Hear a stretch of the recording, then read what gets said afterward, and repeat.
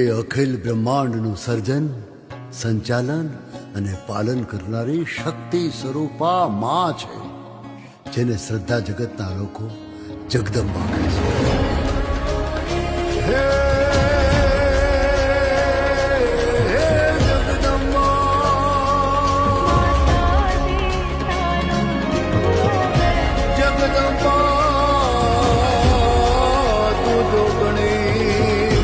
અમે જપીએ તમારા